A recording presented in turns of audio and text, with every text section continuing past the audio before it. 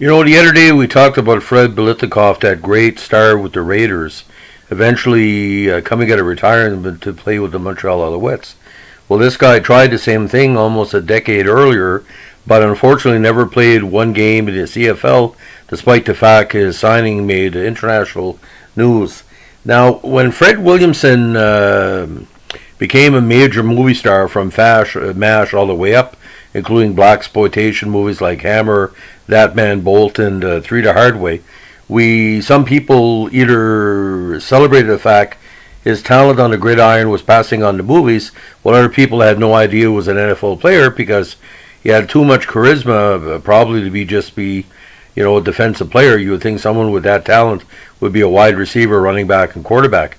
Now, Frederick Robert Williamson, also known as his nickname the Hammer, we'll get into in a few seconds why he was called that. He played mainly in the AFL during the 1960s. Again, he signed with Montreal late in the decade, but didn't play.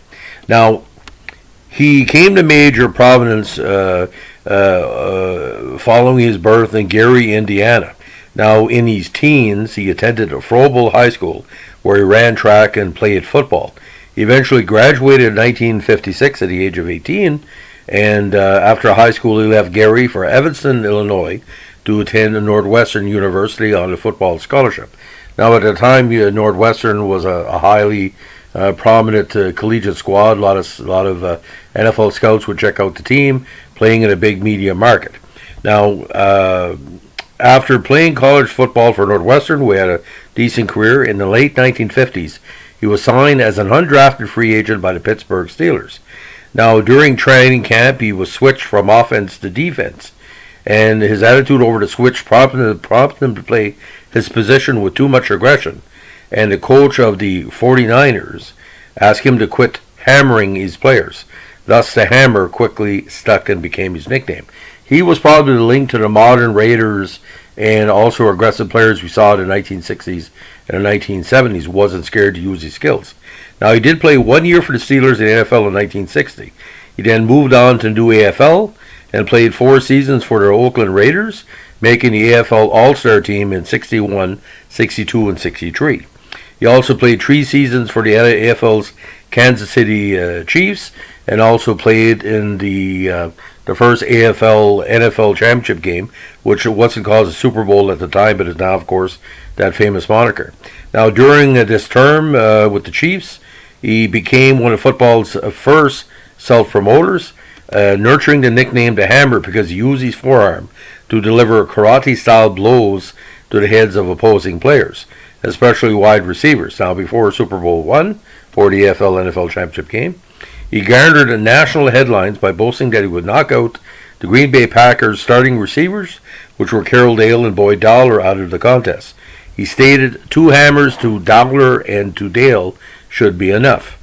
His prediction turned out to be an ironic one because Green Bay, broke the hammer, as Williamson himself was knocked out of the game in the fourth quarter on way to a 35-10 defeat. Williamson's head met the knee of the Packers running back Donnie Anderson.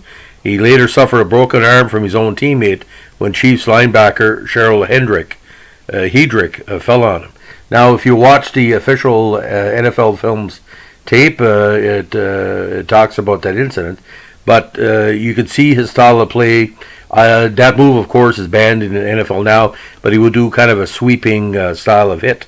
Now, he finished his 8-season pro football career in 1967 in the NFL with a history of many hard tackles, passes knocked away, and a very competitive 36 pass interceptions in 104 games. Now, Williamson returned his interceptions for 479 yards and 2 touchdowns, which precursor to Deion Sanders and all the key defensive backs of the 70s and 80s. Now, again, after signing with the Montreal Alouettes of the CFL during '68, he had not played in a league game and eventually retired. Now, his filmography is countless, but of course, what a lot of people remember, he was a key part to the 1970 film MASH, where he played the very legendary Spear Chucker Jones. And his performance in that game, again, was the game that is in the MASH contest was quite quite impressive. But at the time, ladies and gentlemen, the blaxploitation actors like him, and also Sidney Poitier, Ken Norton, Jim Brown, everybody else, he is part of an iconic era, not only in sports and in movies and TV.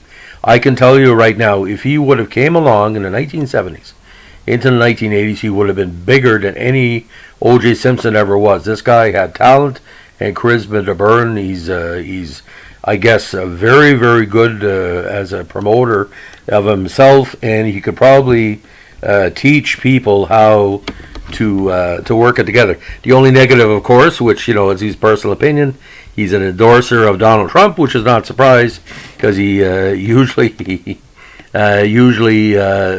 of that ilk lean towards a right wing, nut jobs like that.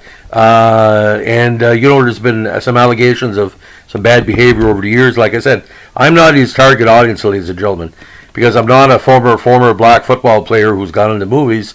I'm an Acadian Métis Jew from northern New Brunswick who basically thinks Donald Trump is Satan, so we have no connection. But the reason I'm doing this podcast because he is part of cultural history for the black community across the states.